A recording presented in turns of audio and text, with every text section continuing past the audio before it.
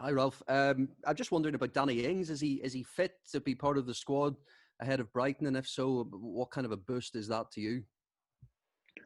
Yeah, we must have a look. Yesterday was the first time training with the team.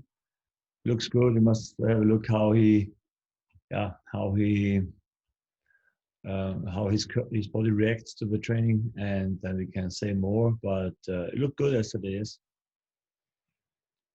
And of course, it'll be a game in front of supporters for the first time in a long time, albeit as the away team.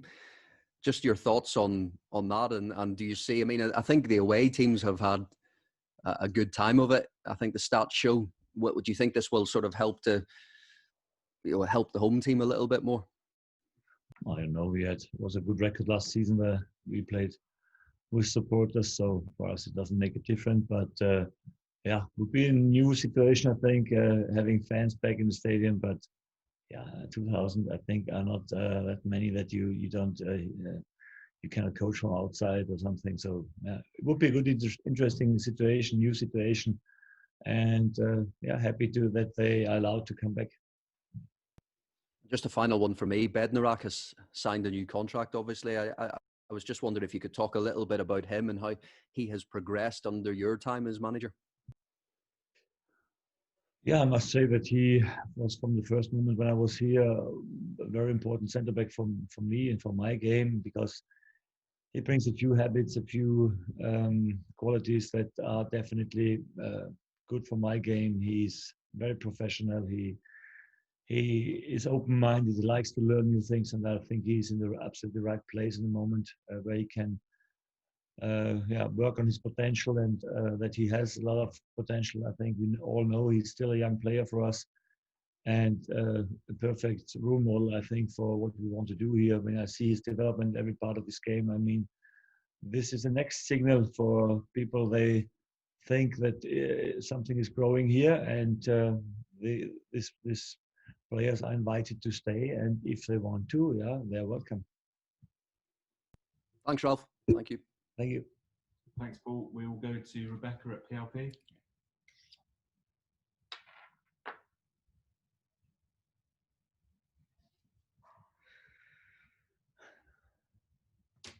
Morning, Jordan. I've got questions in the ICS, if that's okay. Okay, no problem. In that case, we will go to Ian at TalkSport.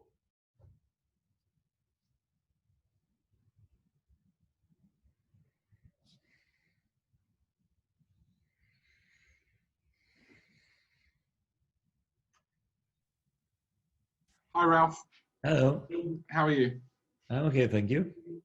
Some managers have questioned whether it's fair that the spectators are allowed back in some grounds and not allowed back in others. I mean, you're going to play Brighton on Monday in front of fans, but then when you go to Man United or you go to Newcastle or Leicester, they don't have that opportunity of having supporters. Do you think it's fair?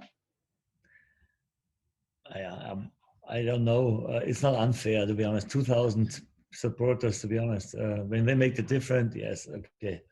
I think it's good for the general atmosphere in the ground that you hear more than only the managers shouting. So it's good then when we have them back. And for the first step, 2,000 is not really helpful, I think, for the clubs financially, but it's a first step back, and we must take this step because it's time to come back to a little bit more normality, and this is why I'm really looking forward to see them.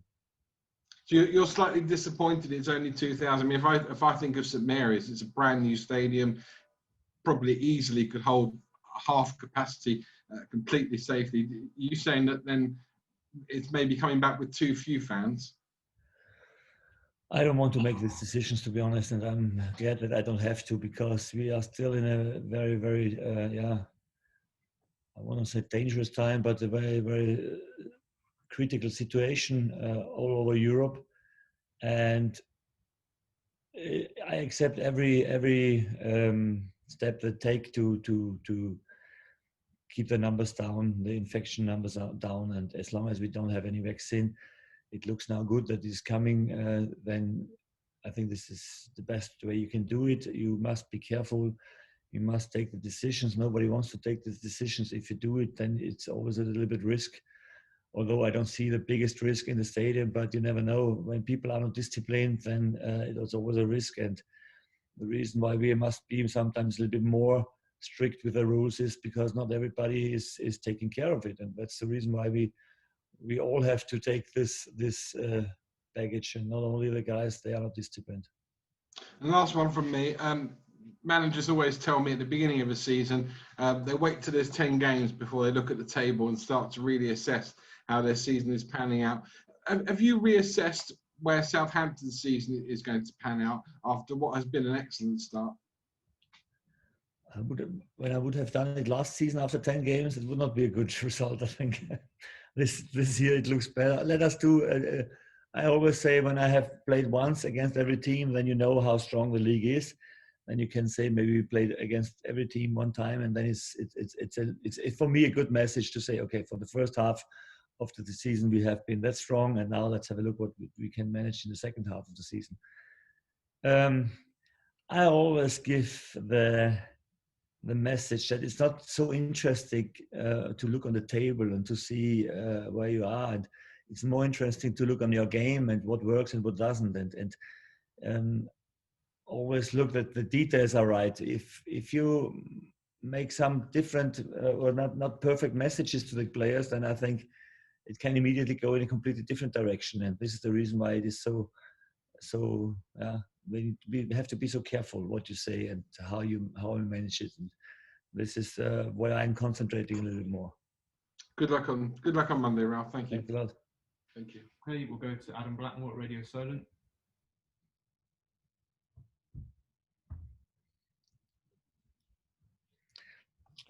Good morning, Ralph. Morning. How are you? Thank you. Okay, and you?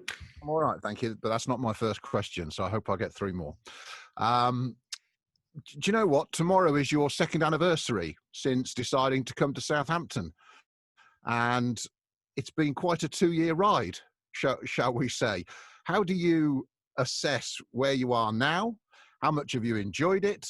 And are you at a place where you thought you might be 2 years ago, or have you not got there yet? Or are you exceeding your own expectations? How do you view the whole period you've had here? Yes, I'm very happy where I am. I feel that fits absolutely together. And that was the reason why when I got the chance to extend my contract, I did it. I'm very thankful for being here. To be honest, it was a long way to come to the position we are now. It was a good start, then a tough start of the 2nd year. And then, now we are more and more coming in the direction where I want to be as a manager with this team. And yes, the development now was definitely what I hoped that it could be. What I didn't think about is that it takes so long until we can change the mentality and the behavior completely. And I think it looks now that we had made this last and very important step. And hopefully we don't fall back to old behaviors, to old mistakes we make. But you never know. The Premier League is always tough, and it's on us to keep them hungry, to stay focused. But yes, it was absolutely the right decision to come here. And for me, it is absolutely enjoyable, this job every day. Do you think in 2 years you've learned a lot about yourself as a manager and as a person? Because you've had a lot of success in previous jobs, but you've survived 2 years in the Premier League now, and that's not always easy. Yeah, I must say, sure. You always learn something about yourself, and especially the term we have been in the last season was something new for me. I very often spoke about that. Had never a situation where we were completely, a disaster, and I've never had such a situation before in my managing career. But it's important also for your development to go through such a period once in your life. And I think I'm thankful that I have had it. I don't need it again, but it was good and definitely made me a better manager now. And this is what we are all aiming for, getting better, learning new things, getting experience, and finally make the right decisions after such a not so easy time. You've given Jan Bednarkas a new 4.5-year contract. That's great news for him, and obviously for you, or you wouldn't have done it. He's the latest of a number of contracts this year, including your own. So do you feel now, with the core of what you are doing, like you said about the players moving and getting better, you have a core of players now you can work with and push on from, like a great platform now? You've sort of got through a few transfer windows. You've got everything maybe more in place that you want. Are you in a good place now as a squad? I mean, this is the goal. We know that we have our limits as a club, but we know that we can still be successful if we have a good core, and around this core we can build always a team. And then, we have a few more players we really like to sign. This is not a surprise that we want to sign Ings also. And I think every player who signs now is a good message also for him, that he sees, okay, we are committed to this club and we want to build something up here. And I think when we have this core, it's right, then we can build a good team around, also with young players. And you see that we don't need the big names signing all the time. We can also compete with players that we develop and that we bring to the next level. And this is, I think, for a lot of players, I think the right spot to be. And Jan is such an example. I think he knows that this is the perfect place to be for him, because he can reach his absolute potential here. And this is what we want to help him to do. And when you see his development, then it's a good example for how good and how strong you can get when you are in this club. Just a final one, if I can be cheeky, Jordan. Brighton, I find them very hard to work out as a team when you watch them. They do a lot of good things, but they're not winning a lot of games. How do you assess them when you look at them as a threat, but also what they're trying to do there? Yeah, I can agree. Yeah, when you watch them play, I think they must have much more points, and it was last season the same.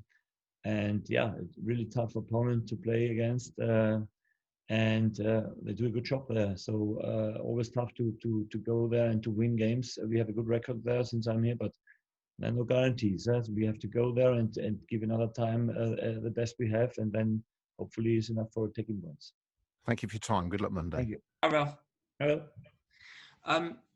You're just talking about Danny there and his contract situation. You clearly want to sign him up to a new one, but if he doesn't sign one in the next rest of the season, he'll only have a year left on his contract after that. Will the club have a decision to make in the summer if it doesn't happen, given the fact that you know the model of how the club works in terms of selling players on for profit? Will they have a decision to make if he hasn't signed that contract? Yeah, the decision is clear, that he stays with us until the end of this contract. This is either there comes a club and pays the money we want to have for him, and then he can leave. But I don't know if he wants this. I don't know if he wants to leave. I know what he has with this club. I know how much the fans love him here, what we can give him. I mean, he made it into internationals, in the English internationals from this club. So you don't have to be part of a big top 6 club to reach the internationals for England. So also this we could manage for him. And I mean, there are some reasons. Yeah, sure. The money is always a good argument, especially when you look for the bigger clubs, how much they can spend for players. But I think we wanted to show him how much we want him. Definitely, I think this message was coming, and the rest is on him to decide if he wants to stay with us. And if not, we will also find a future. But I hope he will, because he's a very important player for our team, and we do everything that he can score. The team works for him, he works for the team.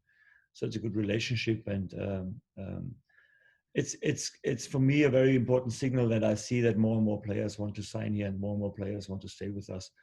And the rest is up to him. And what about Ryan Bertrand? Because he's still got, I think his contract's up at the end of the season. I think we all thought he was going to sign a new deal, but it hasn't happened yet. Are you getting to the point where you're wondering if that's actually going to happen now? No, it's the same. We are in negotiations with a lot of players now, and we show them that we want them, but we we must be strong to stay in our limits. This is important for our future, and that we have a healthy one. And who wants to follow us is invited, and the rest is not us. Okay, we'll go to Tom Crocker.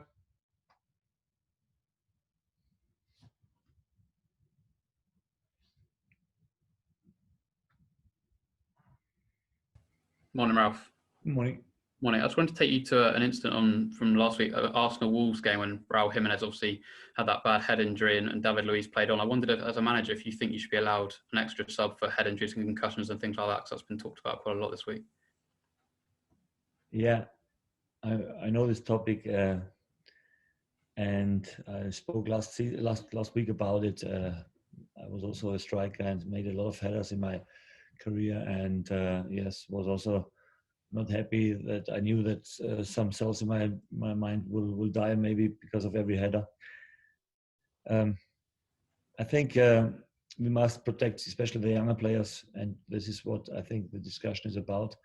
When you're once in the Premier League, I think it's tough to protect everybody, and especially with the game, it's getting quicker, more intense. The duels getting more intense. It's a good thing that we take care a little bit more about this fouls with the elbow, and but a head against a head, it will always happen. You cannot avoid it.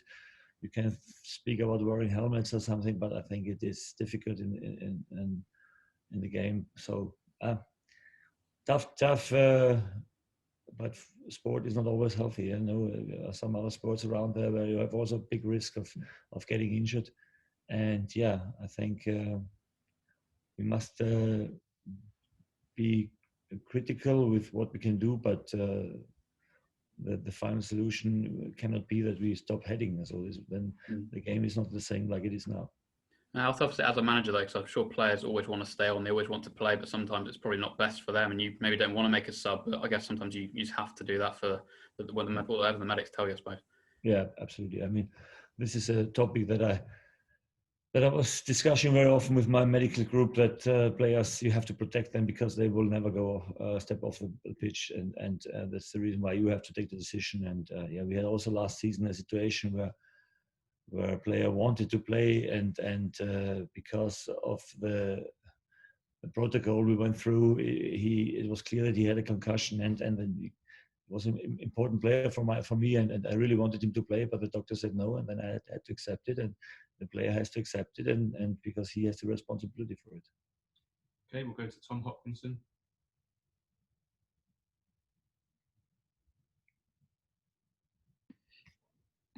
Ralph, hello.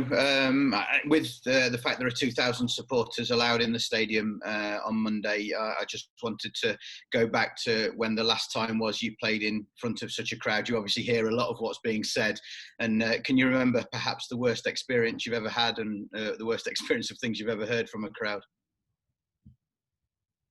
What do you mean? What a negativity or? When in years gone by, when you were managing smaller teams, you can obviously hear a lot of what you said from the crowds. Have you ever had a particularly bad experience with fans shouting things at you that you don't necessarily hear when you've got 40,000 people in a stadium? I had definitely some interesting games. You remember that I was the manager of RB Leipzig, and it was at the time when I was becoming manager there. Maybe the most hated club in Germany at that time, and it didn't matter where we go. We were always confronted with a lot of negative messages from outside, with banners on the stands and everything. And we had a very bad experience in Dortmund, I can remember, where fans get treated from the other side, and unbelievable banners we have seen. So I don't want to speak about this normally, because it's the past, and I want to look in the future, and that we must pay attention that this is not a part of our football. What we want to see is clear for me, and it's good that in England especially, I think they were very radical with negative things in the stadium and around the stadium. So I think the progress they made here was a perfect one, and in the end, the atmosphere must be good, yes, but always respectful, and this is what I want to see.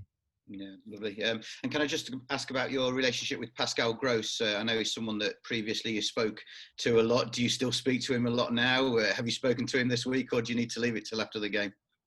Oh, not really, no. We don't have that much contact, but I definitely follow what he does. I'm happy that he's playing again on a new position, sometimes on the 6 now.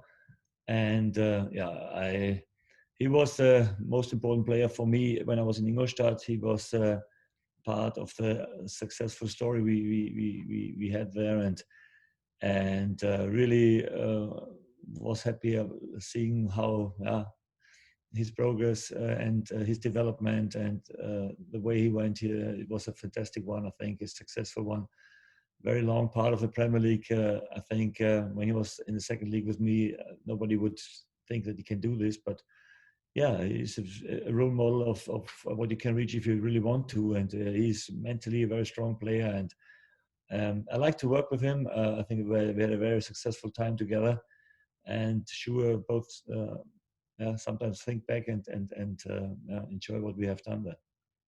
Okay, we'll go to another Tom, fourth time in a row, Tom Leach.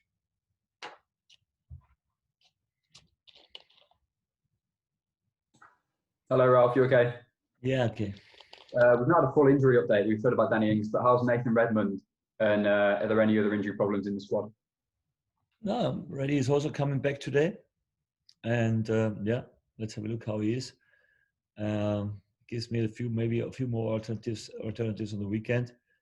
And Salisu is also coming back now. Is also maybe a part of the squad on the weekend. We must have a look how far he is, and then we have more alternatives. This is good for me. Okay, so Salisu's in contention then. Has he made, I take it, big strides then in the last couple of weeks?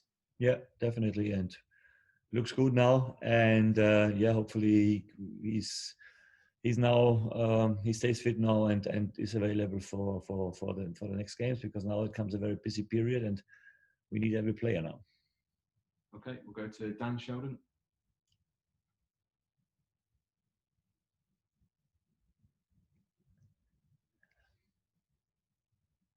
Thank you, Jordan. Good morning, Ralph. Good morning.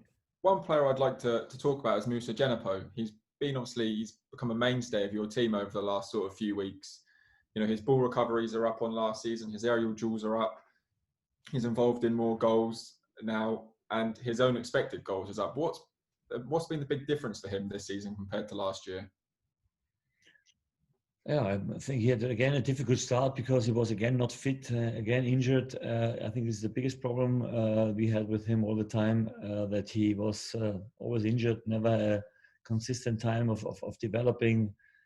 When we signed him last summer, we could see immediately that he had some things that can really help every team. I think he learns also tactical now. He's in a very demanding position. The 10 is for me maybe the tactical most demanding position in this shape. And the way he developed himself was good. On the ball, he has always good decisions.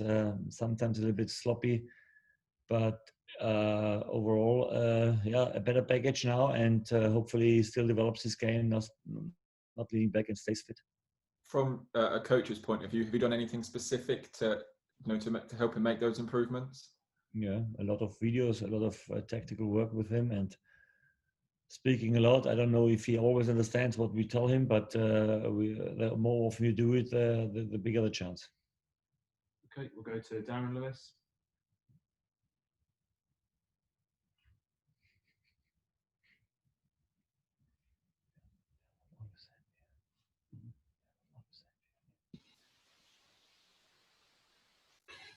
Hi, Ralph. Hi there. I was looking at the table. You are in 6th position. West Ham are just above you. Just above you. Leicester just above them, and Wolves are just below you.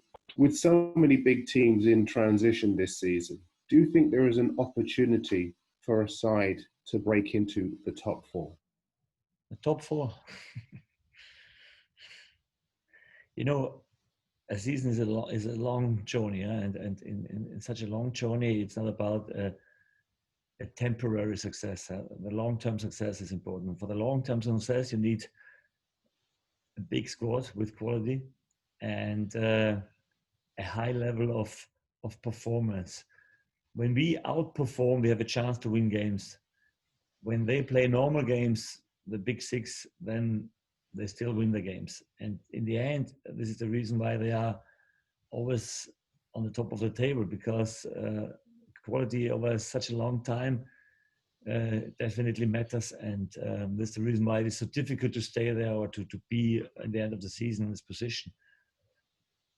But there are also some ambition teams around, like you said, Wolves, West Ham, Leicester. They have quality and also signed good players in the summer. When you see how much money this team spent in summer, I think we are not part of this group from this way, but we are part because we do it well in the moment, and we play good football in the moment. But it's still a long way to go, and we would be stupid to think about, if you're not there, then it's not a good season for us. We know that we have a target to be top 10.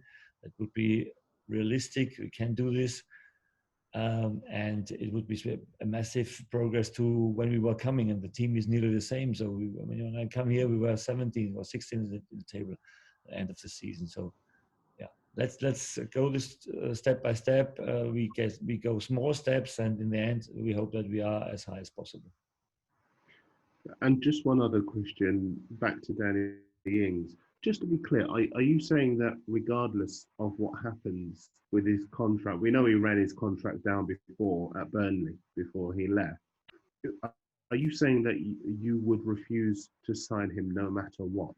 Just to sell him, forgive me, to sell him no matter what? No, I said if he doesn't want to sign a new contract, then he stays with us.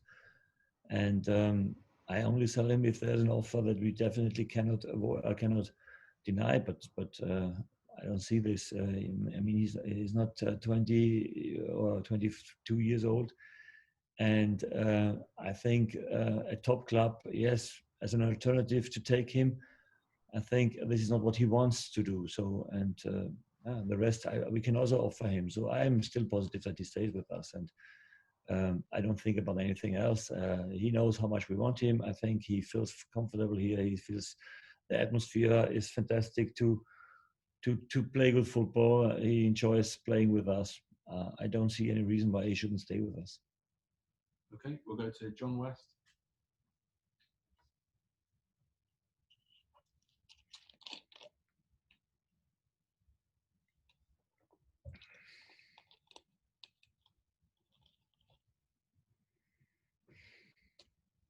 John, if you're there.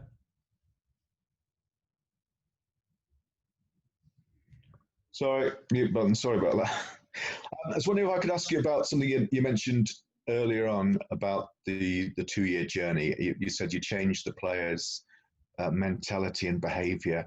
Can you remember what exactly it was you found when you got here? What needed changing, and could you tell us a bit slightly how you did it? What the process was? Too long.